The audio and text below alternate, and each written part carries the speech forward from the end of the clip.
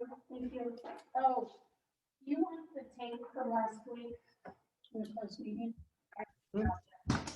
Oh, man. I just don't assume anything because I'll get that.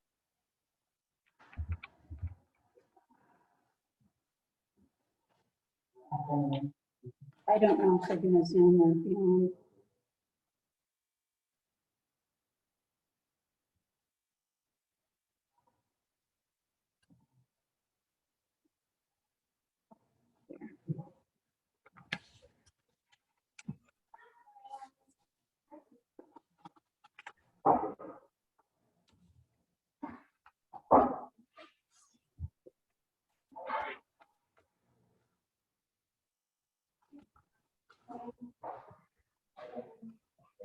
I almost brought you coffee today, but it's tea. No, I've got coffee.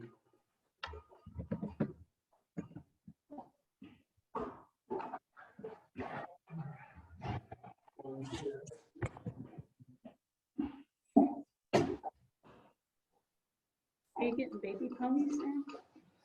Yeah. We're baby everything now. You have baby everything now, chickens and We have goats and we have 19 baby goats.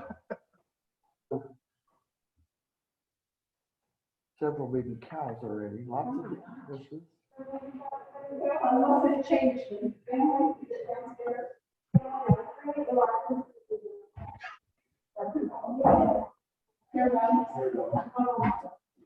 no, Pat, I don't think was going to be on. Chauncey, I saw him leaving. It'd be nice to have them. Yeah,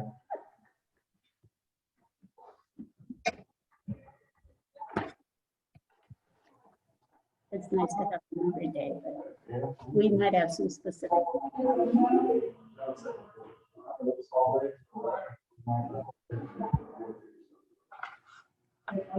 Can you hear me, Darren? yes, I can, Scott. You got a lot of noise in the background, so when you're not talking, maybe if you put yourself on Zoom or on mute. Yeah. Okay. Where are you?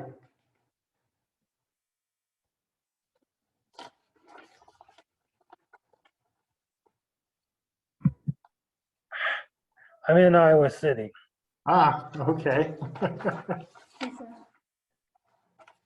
Scott, funny. Yeah.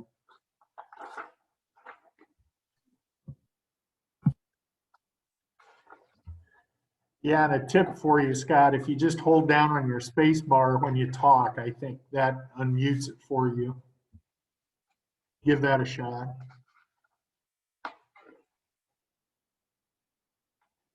So hold down on the Space bar, yeah, whenever Okay. you're talking. And then when you're not, if you take your finger off it, it should put you right back on mute.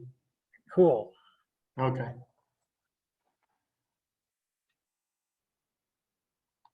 Okay, anyone that has a camera, would you please turn those on?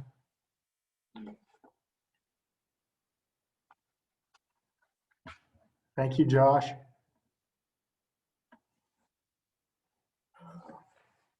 Okay, All right, that's all you. let's call this meeting to order. It's 8:32. Good morning, everybody. And first we have acknowledged minutes, and I know we have a question. We can go ahead and approve April 15th and 20th. Do we have a motion for those? So moved. Motion from Drish, Second. second by Hamilton. All in favor? Aye. Aye. And our question, hi to Abby. This is a Scott question or a Chauncey or Pat question. Is last week we approved the sheriff deputy. It was April 1st and they really started actual working on the 19th. So should we change this resolution to the 19th since that's the first day they'll be like payroll?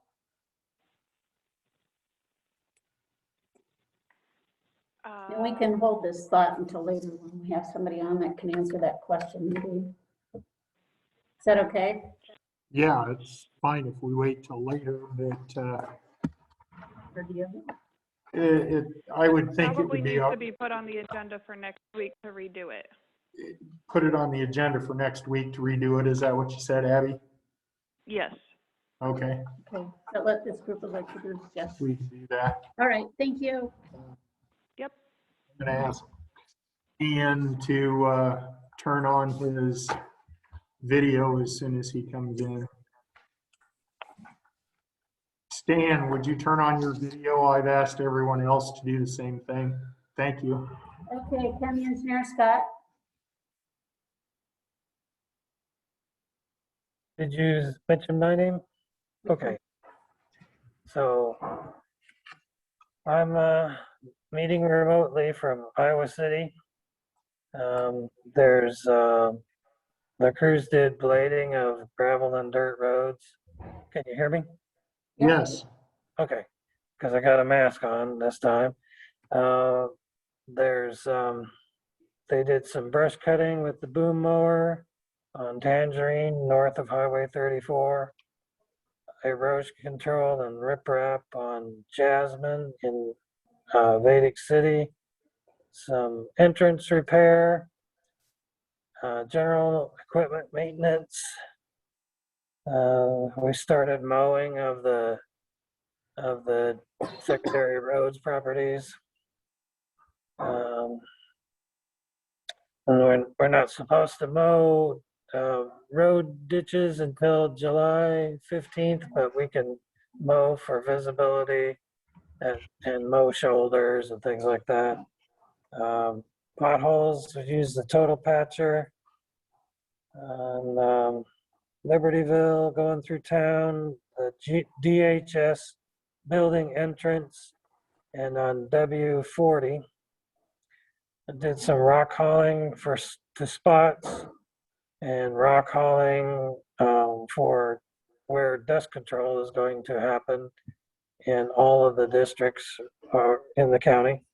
And then sign repair and installation. Let's see. There was a low water crossing on Tulip Tree south of 155th that had a hole in it, and they repaired that. And closeout documents are being placed in the hands of Jeff Fadden and staff who are doing the 2 bundle bridges. Activity on 146 Boulevard project. The contractor's not moved in. The contractor said it's okay if the electrical line movements are completed in the next 30 days. The main, I might have mentioned this last week, but the main power poles are moved, but the Access Energy still has some smaller lines that are on the old poles, and they're supposed to move those over to the large poles that have been installed by ICS or ITC, I think it is. And then on the 146 Boulevard, that was on the 257th Street Bundle Bridge. On the 146 Boulevard Bundle Bridge, the contractor is stockpiling the steel piling for all 3 bundle projects, and so they're wanting a payment on stockpiling the steel piling, and so Jeff Fadden is working with the contractor to make sure all the rules are followed regarding how much we can pay, whether it's 100% of the cost of the piling or 90%, and answering issues like that. Did, I know Brent's last day was Friday. Did all the documents get completed? I would say not 100%, but all those documents are being placed in the hands of Jeff Fadden, who's doing the bundle bridge documents, and there's any give and take between us and the DOT. on getting those projects closed out will be handled with Jeff Fadman and his team entering information, and I'll be signing things. It's still a back and forth operation to get the projects closed out. Is that okay with the DOT? Yes, they one of the options they gave was to have consultants work on the documentation, and they like say the city of Fairfield. I mean, all of the mainly their stuff is handled by a consultant such as Fred Schredeker, and the DOT is aware that the bundle projects are being handled by them as well. So I mean, it would be a surprise to me if they said they weren't okay with it. Can you give us an update next week, please? Okay. All right. Any questions for Scott? No, I don't have any. How's your hiring process going for the tech? Just a minute, there's a lot of background noise here. You're talking about the notice? Yeah, Okay, so I mean, as opposed to the courthouse, I was looking at the Service Bureau postings, and to put it in there, depending on when I get back today, I'll be trying to get that entered on that, and then we also want to do that with the state DOT, mhm. and I've not done that before, so I'll be asking you, Darren, and if I have any questions about it. Sure. All right. Anything else? All right. Thank you, Scott. Okay, next, review development agreement process for tax reimbursement. And discuss and consider framework proposal to formalize a development agreement with Bovard Studio Incorporated. These go hand in hand. Josh Larrabee, Pat, and I've been working on this with Nathan Overberg. And just on Friday, Nathan sent some information. We're not going to act on that letter of engagement today, but I wanted you to have it to review between now and next week. Plus, it might be helpful for today, just information. I'm going to talk a little first, and then Josh, I want you to talk more of the process. Of course, my question is always, what's the fee and that kind of thing for this? So Josh and I are trying to collect as much information up front that would help make that smaller. So Josh, you want to go? You'd like me to say a few things? Yeah, please. Great. So I don't have the exact meeting, but I'm going to say a few weeks ago, the supervisors heard from Bovard Studio, Bert Chanowski and Ron Bovard, about an interest in expanding their facility and expanding jobs here in Jefferson County, and which would be really great for Jefferson County and the community at large. And they approached the supervisors requesting economic development incentives to expand here. They do have other options, but they would like to do this here in Jefferson County. So Dee and I have been looking into the process, two pieces, kind of a longer term opportunity for the county to look into an economic development plan, which would include some incentives long term, and that if that was of interest to the supervisors, that would take a few months to set up. And we've been talking with Allers and Cooney, your public legal firm that works in partnership with Pat McEvan, but they are the experts in terms of a legal firm for the supervisors in terms of the process. In the short term, what we are discussing or asking the supervisors to do is to consider a development agreement to provide an economic development incentive to Bovard Studio with consideration that they would add up to 16,000 square feet to their facility, their campus now, and add jobs. That number is still being refined, what that number of jobs would be, but this would be an incredible opportunity for the county to see this development through and to be a partner in that. We met, Dee and I had a brief meeting with Allers about the process. The County Board of Supervisors has been through this before, maybe not this, this group of supervisors, but you have done this in the past with other employers.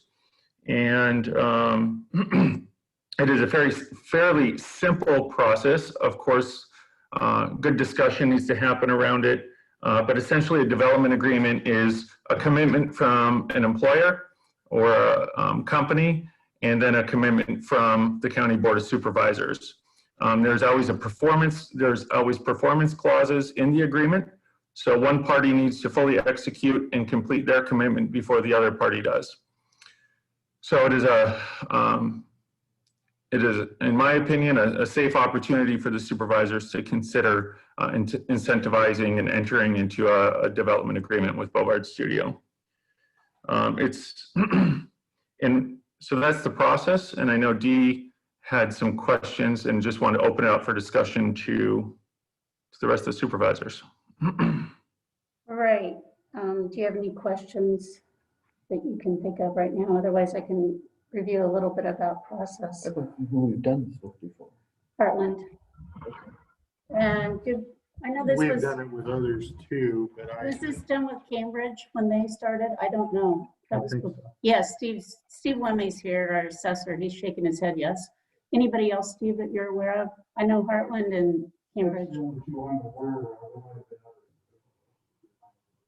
Right. And we would be talking specifically with the development agreement about the county share only of taxes for probably 3 to 5 years, depending what the board would say. And then the business is going to be here another 30, 40, years. Mm-hmm. Mm-hmm. So in the grand scheme of things, it's Since you're here, how many years, do you recall how many years the developmental agreement was for Heartland? Oh, as I recall, what it was just the first, so the year they started construction until January 1, that first year they abated those taxes. Just the first year. Just that first year, which was pretty much construction years. All right. Because I know I had gotten some information from the city of Fairfield on the process they use for residential, commercial, and industrial for tax abatement for a particular period of time. And normally their agreements are 3 years in length. Yes, I believe Libertyville and Lockridge has a similar abatement plan. Right, and again, that only pertains to the city's portion of those taxes. It didn't pertain to the school district, the hospital, and the county. I don't know. I don't get in on that end of it. We just apply it to the assessment, and then the rest of it is handled, I think, in the auditor's office Okay. on the tax side. Okay. I have a Heartland. Darren, I'm not 100% sure, but I do think the Heartland agreement was longer than 1 year. If I heard Steve Wemme correctly, I do think it was longer than that. It was a little bit more of a complex agreement, as both of you indicated. Right, and that was for several $1 million rather than just a 12,000 square foot addition to an existing business. So there is a big difference between the two when it comes to that. So Bert, do you want to speak to maybe the amount of jobs you anticipate would be added at all? We think there's going to be 5 to 6 new jobs created. Could be more, but we currently have a backlog of orders and we need to expand quickly to meet our customers' demand. We've also currently recently, I should say, started an apprenticeship program here. We have 2 apprenticeships, and we'll probably add a couple of more this year. That's a 4-year program. But typically, we add in-house personnel and correspondingly field crew that are traveling construction workers. So if we add 2 or 3, 4 people in-house, we'll need almost the same complement of field crew workers. So in the course of 3 years, 5 to 6 employees is conservative, 10 to 12 is probably more likely. Thank you. This is Susie. Do you have any idea of the wage range? Our wages range starting at about $15 an hour to about $25 an hour Thank you. for hourly workers. Yeah. And the way this would work is it would be a reimbursement, so they would go ahead and pay the taxes and the reimbursement. Right, right. So- That's the way developmental agreements work versus a TIF agreement. So, Now, I'll review just the other process that we talked with Nathan about, just for the sake of going through that. Because I asked him, what's this gonna cost? And he said, if we get a lot of the information up front, and he sent that to us on Friday, which I forwarded. It's probably ballpark around $2,500 to $5,000. And there can be variations. Pat told me that in the past, the counties picked that up. Sometimes, there's any option to share it or have it come, whatever would happen. And what this is under the code 15A grant can provide incentives from the general fund to the county or equal to county to, it does not include the debt service levy. right. The other option would be an urban renewal plan, but that takes a longer time, as you're well aware, to develop. So I asked what the cost of that is, and it's like $3,000 to $6,000. The challenge with that is when you do your plan, you need to include the potential types of businesses you think in the potential areas. So it gets a little more tricky when you're in the rural part of the county. It's not like just having an industrial. Right, and without a comprehensive plan, you need to establish a new urban renewal district, just as we did when we bonded for the road projects that were taking place this last summer and the summer before. So that tends to lead to a lot more problems when you don't have that comprehensive plan already set forth, and the county hasn't had one for many years now. Yeah. And so that's kind of the basic differences between them. So I'm just trying to get a pulse from the board to see if this is something we want to pursue. Again, Well, I believe it's something that the board needs to take a very serious look at, because this is something that will increase the tax base. It will increase the job workforce here in the county. And I think there isn't really a downside to being able to do this. I think in the future, though, the county does need to look at a comprehensive plan for the county to help us assist in doing this a little bit more efficiently, so that we aren't always having to come up with expenses for attorneys and whatnot when it comes time to try to do an agreement. And again, I've looked into what the city does, not only for commercial, but also for residential and industrial, and how those work based on the fact that they have a comprehensive plan in place to begin with. So those are some things that the county really needs to start looking at and concentrating on, because I think that we're going to see more and more of this wanting to happen. And I think it ought to be at least offered for people in the county, if they want to do something with their homes and improve them, or if they want to do something with their farm operation and improve it, they can be included in these types of developmental agreements. I know I had some feedback from a business person, a banker, that was very supportive if the county decides we want to open up for business. So there's a lot of support, I know, from that community. Susie, any comments? No, not this time. So we have on here discuss and consider framework proposal to formalize a development agreement. So you want us, you would have received Friday, we received a draft Mhm. of the Allers engagement letter, which we can put on for next week. I think our goal today was just to really get the process. Do we want to continue to develop the process? And so that's the feedback we'd like. I think we need to continue with that. Okay. So I think Dee, what did Susie say? she said that she thought we need to continue with it.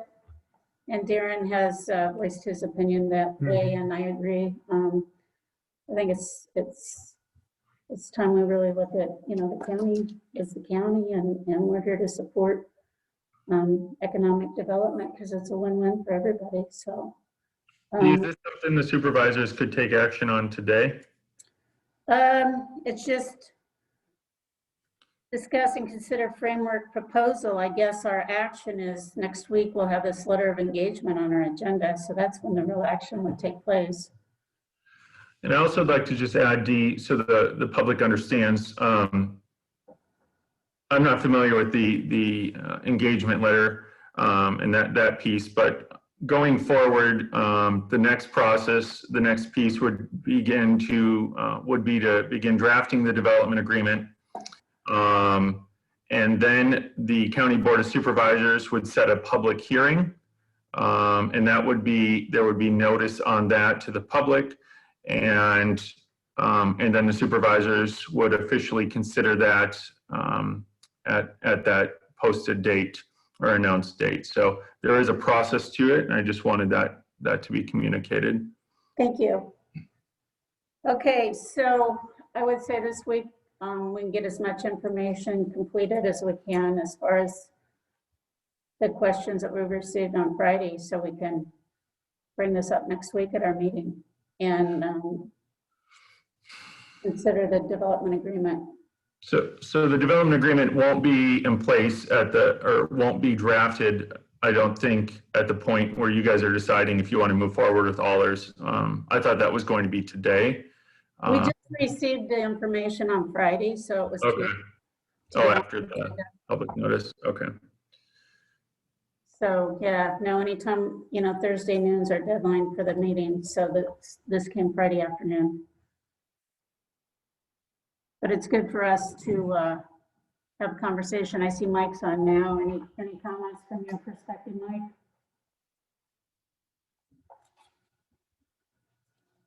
I'm sorry, Dee, I didn't catch the question. We're talking about a potential development agreement and moving forward with the process to put the letter of engagement on our agenda next week with Allers and Cooney. And Yes. I know this has been done in the past, that process for these kinds of things. And I know Pat's been involved in that. Oh, Pat just was able to get on. Pat? Yep. Not to put you on spot, but I know you had something else today too. What we're gonna do is put the letter of engagement on our agenda next week with Allers and Cooney. All three of us have said that we're interested in pursuing. Okay, yeah, that's the way to do it then. Do you have any comments you want to share about the history or anything with us? I'll just tell you that kind of what I shared last week in writing with you, because I wasn't sure if I'd be here, but Allers and Cooney is a law firm that is routinely retained by municipalities when they're dealing with financing or bonding or economic development. We've done it in the past on a handful of occasions. We have not utilized their services as often as some, but it's always been a positive and valuable contribution when we do. They're kind of the experts in this area, and so I fully support the board considering that agreement with them to pursue any type of economic development paperwork and policy moving forward. Okay. All right. I did want to say this, that this letter of engagement, the scope of the engagement that's in this letter is Ehlers and Cooney's agreed to perform the following services for fees we charge under this agreement. One is draft a 15A developmental agreement for the county per the terms provided to us by the county, prepare proceedings to be used for setting the date of a public hearing on the development agreement and for the date fixed for the public hearing and adoption of the developmental agreement. Answer questions and advise the county staff and board of supervisors throughout the adoption process for the development agreement and any other work related to the adoption of the development agreement. So those are the four main points that Ehlers and Cooney would do for us. But again, we'll wait until next week for putting this on our actual agenda for adoption at that time. So we all have a chance to let this kind of sink in. So Okay. that was all I wanted to comment on. Thank you, Darren.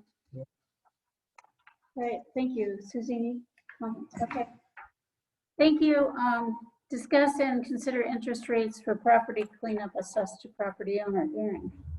Okay, this pertains to the nuisance properties that we just cleaned up and the option by the property owner to be able to put that on as a special assessment to their taxes to be paid over a 10-year time period. And my view has always been that this should be more like a loan to the people rather than just a way for them to be able to spread that amount over that 10-year time period. If you went to a bank to get money, you would have to pay interest on a loan from them, and that in a sense is what we're doing, is we loaned them the money up front to get the place cleaned up, and now they're done with that, and now we need to start collecting that money back. I've had some discussions with Pat McVan about this. I've also had some other discussions with other people that are in the process for doing special assessments. I've also talked to our treasurer, Mark. He feels that this is something that we need to also have on this. And my proposal is that we charge a 2.5% interest rate on monies that are spent for cleanup and then put on to special assessment for the properties. So I'll leave it open to discussions from the rest of you as far as what you're thinking and what you would like. Comments from you, Steve? No? Any comments, Susie? No. I think that's probably a reasonable amount. I am concerned, as we've voiced before, it's like we need to see the process through, which we're Right. doing. So this is the next step. So yeah. So procedurally, what do we need to do here then? We would probably have to make this a resolution that if money is placed on taxes for special assessment through nuisance property cleanup, that we would charge this specific amount of interest on that over the 10-year time period. Pat, any comments? You've been very involved in this the whole time. No, Darren laid it out really well. I think that it's just a matter of taking some formal action by the board, whether it be resolution or motion that's not specified under the code, and making sure that the terms are clear and understood. I think you have the authority to do that. Okay, so do we want a motion?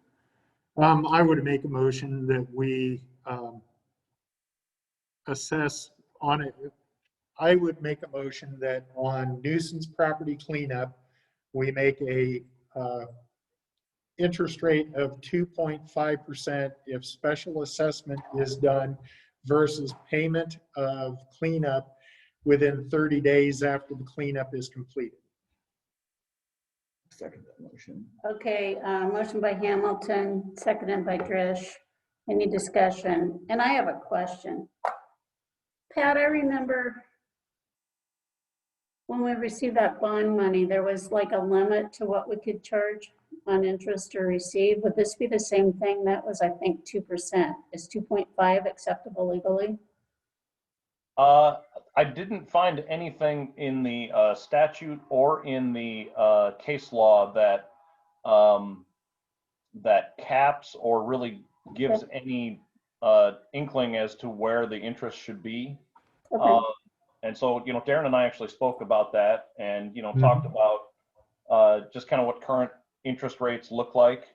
And, you know, obviously for the consumer, you know, like a savings or checking account is not very much, you know, CD rates are higher. If you're, you know, getting an auto loan or a home loan, they're a little higher still. You know, student loan reimbursement rates, I don't even want to talk about.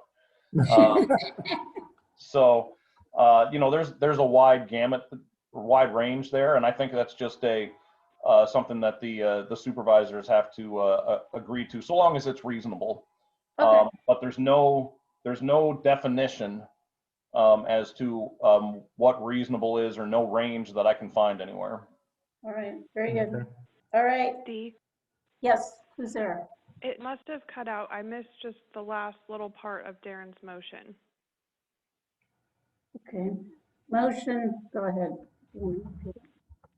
Okay, motion to assess nuisance properties after cleanup, 2.5% interest rate on special assessment over a 10-year time period to be placed on their taxes. Thank you. We have a second from Trish on that. All in favor? Aye. Aye. Okay, thank you. Committee reports. Susie? Yeah, I had several committee meetings last week. I went to the Semco meeting at the landfill, and it was a very good meeting. They've done a lot of positive improvements since I've been there last. Like I said, a very good meeting. They showed us how they were going to revamp some of the landfill, and that was very interesting. I was also at the SERB and 1015 Transit meetings. 1015 was continuing to talk about how they're going to spend their COVID money, mainly through the purchase of new equipment. And it was also very interesting. They have a breakdown of the ridership of vets. And I think it's something that is probably very good for local veterans in the 10 counties that they have access to this. And I do know Jefferson County was among the higher usage of that, Wapello being the highest. The CERD was just, did the same old stuff. They were talking about basically grants that you can apply for, such as what maybe our local police chief, not police chief, fire chief could apply for. And that's very interesting. And Tony was going to visit with that individual. Okay. And that's all I have for this week. I didn't have any committee meetings to report this week, so. Okay. That ambulance board, that seems to be going very well.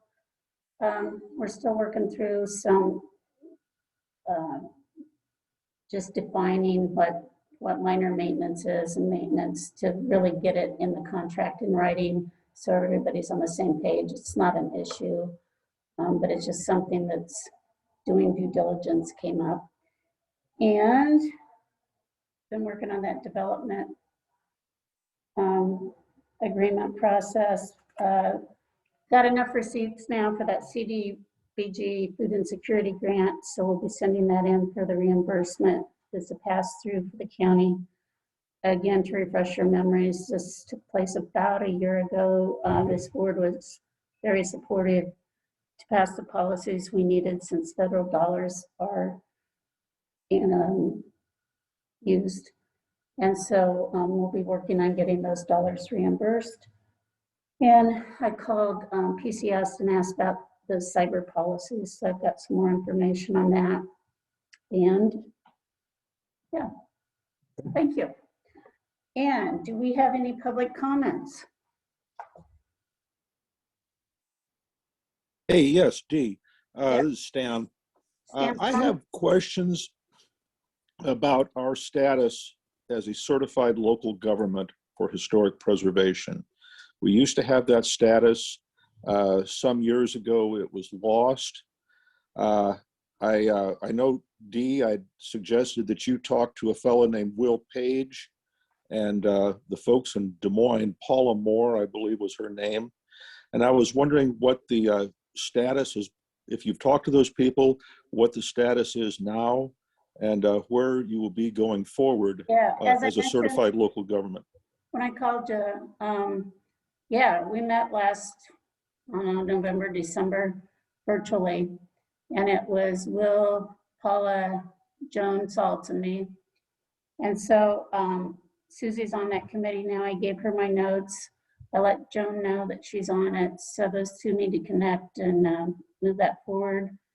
And so there was quite a bit of information from that. But what became very clear that I think is probably the thing that we need to figure out that might involve the board or the Historical Preservation Commission, it was my understanding that it involves the rural part of the county. It's not the city of any of the cities. So it's the unincorporated areas. So that really ought to be clarified to see if that meets what needs to happen, Stan. Well, and I think the another thing is that there needs to be commitment on the part of the county. It's a certified local government, not a certified local group of historic nuts. But we got to know that the government is actually involved in this. There may be government expenditures. There may be a need for space for the use of clerical help. And is the government willing to pursue such a course? That would all need to be determined and presented to the board. I can tell you the minimum budgeted amount is $750 that the county would need to budget. That was clarified at that meeting. We do budget a little more than that. That's what we have for like Bonnefeld Cabin and that. So that was the main thing. It's really, we would need a recommendation from the Historical Preservation Commission. And who is on that commission now? Joan. Joan's on it, Susie's on it from us, and it used to be Mark Schaefer. So maybe it really isn't. You were on it, but then you opted off. So right when I realized there was no. I don't know if they replaced Gene yet or not. He was on it. So there really isn't a historic preservation board other than Joan and of course Susie. I don't think they've met since COVID hit. When I was on it previously before COVID, they were meeting once a month. And it's like many things, I think, just kind of came to a halt. Well, if I could get a list of people who are on it so I can get a better understanding, I'm willing to participate as long as the government is willing to support it. The reason I backed off was because you'd lost your certification. And the state was quite dismayed at that loss. They tried hard to keep the county as a certified local government. They went through a process, and then eventually we were dropped completely. My conversations with Paula indicate that they would love to have us back on. So but there needs to be a commitment from the government, and that being you folks. So I just wanted to have as a citizen, I'd like to have my word heard, and I'll let you guys run with it from there. Yeah. Stan, this is Susie. Hi, Susie. How are you today? Not bad for an old guy. Hey, listen, I will contact Joan this afternoon, set up a time to visit with her to see what's going on. Okay? Okay, I appreciate that. Yeah, I do think we probably need to meet. Yeah, yeah. And the auditor's office would have the most recent list. I don't think we have a vacancy on that board, but I can't tell you who's on that right now. Mhm. So, Okay, thank you, Stan. all right, thank you much. Any other public comments? All right, motion to allow claims and approve reports. So moved. Second. All right, motion by Josh, second by Hamilton, all in favor? Aye. Nuisance properties, anything else? Yes, we have seen that there have been more vehicles hauled out to the property west of Fairfield that we just went through nuisance property cleanup with. Since there has been more brought out there, we need to restart the process once again on that same property owner, and we'll have to go through a second fine. This fine being $1,000 fine through this process. But after we had done the cleanup and everything, it was finalized through that one, so we wouldn't be able to go out and do any other type of work, which would mean to clean up more of the property once again. And nor does the county want to get into that type of situation. So I talked to Bruce Hudson with Russ. He sent Kent, one of his assistants, out there and tried to make contact with Nathan Harriman. They knocked on the door. He was in the house but would not answer the door at the time. So I believe now, Pat, we need to start moving through the process of trying to get him fined further for what he's doing. It doesn't appear that he's going to want to try to keep the property cleaned up. So I don't know where we would go from here on this. It's more like he's just thumbing his nose at us.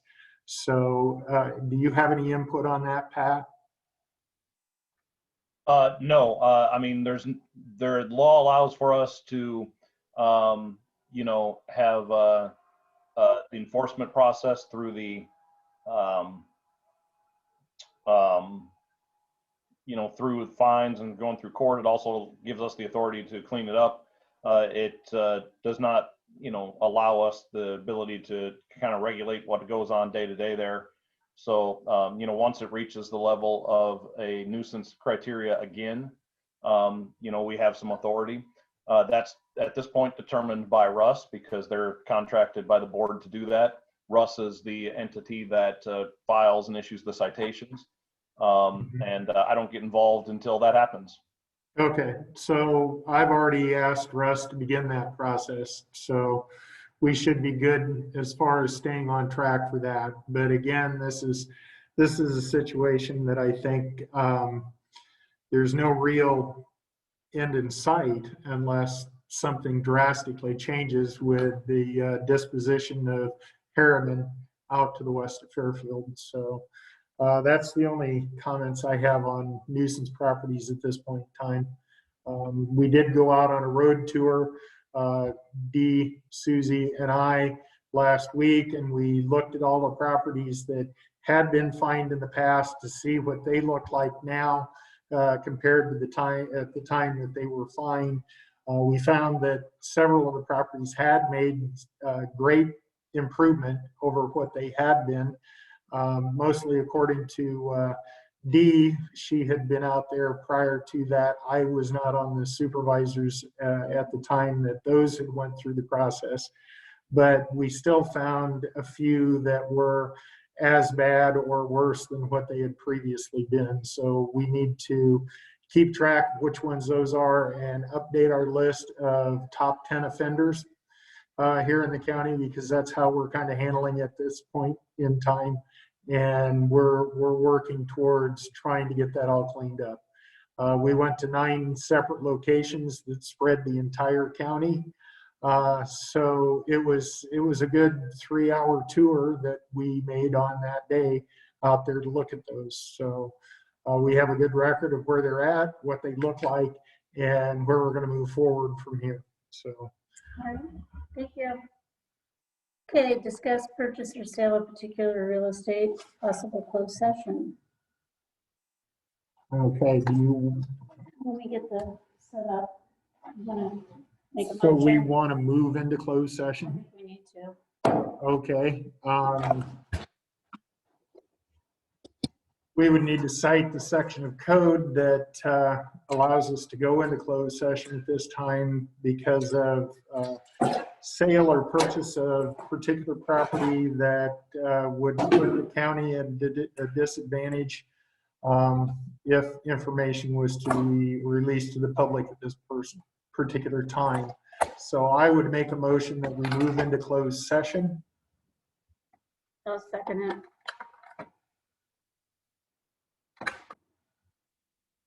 Okay, all in favor? Aye. Okay. Okay. Pat, can you- That has to be a roll call. Oh, yeah, sorry. Yes. Kathy, why don't you come in? Make sure we get this working right. What section of code is it, Pat? 21.51J is what Okay. it was coded, I believe. Could you repeat that code section, Abby? 21.5 subsection 1 subsection J. And Okay. that is correct. Okay, Woohoo! roll call. All right, I'll Darren, be over. Darren says yes. Susie, Susie says yes. he says yes. Okay. All right, we're going to move into closed session. Thank you, everybody, for joining our meeting at this point in time.